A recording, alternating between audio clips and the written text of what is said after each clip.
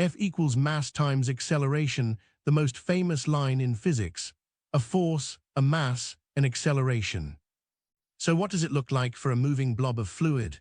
Take one tiny cube, write down Newton's second law, and the Navier-Stokes equation falls right out, and every single term is a force you can point to.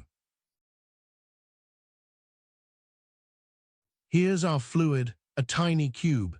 Its volume is the product of its sides, and its mass is density times volume. Newton says the sum of the forces on it equals its mass times its acceleration. Divide through by the volume, and we work per unit volume. Density times acceleration equals the forces. So the whole derivation is two questions. What's the acceleration, and what are the forces? Start with the acceleration. Here's the catch. The parcel is moving, so its position is itself a function of time. Its velocity depends on where it is, x, y, z, and on the clock, t. To get its acceleration, differentiate by the chain rule. One term for the explicit time dependence, plus one term for each coordinate, each multiplied by how fast that coordinate changes. But how fast does the parcel's position change? At its own velocity. So each of those three rates is simply the matching velocity component, u, then v, then w. Collect them, and the acceleration is the partial of u in time, plus u dotted with the gradient of u. That combination has a name, the material derivative. Two pieces, two different physics. The first, the partial derivative in time, is the local acceleration, the flow field itself speeding up or slowing down in time. The second, u dot grad u, is the convective acceleration, and it's the subtle one.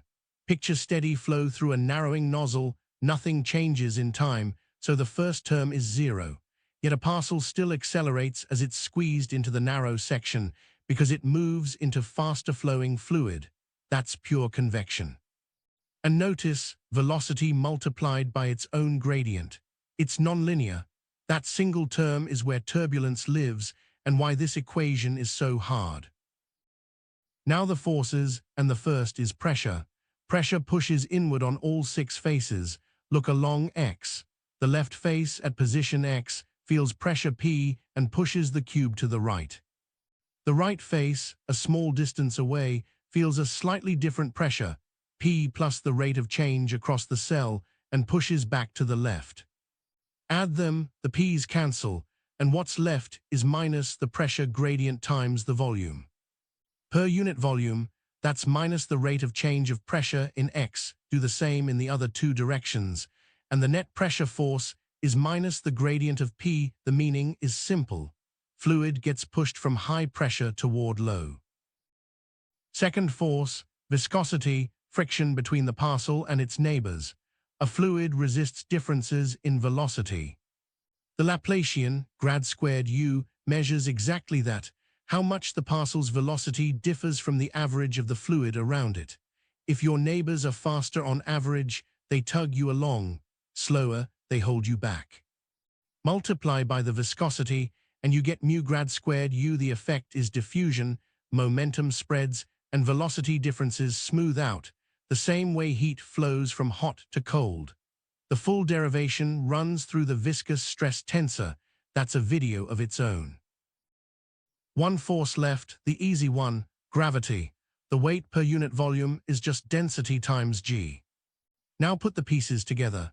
On the left, mass per volume times acceleration, density, times the local plus convective acceleration. On the right, the three forces, minus the pressure gradient, plus mu grad squared u, plus density g.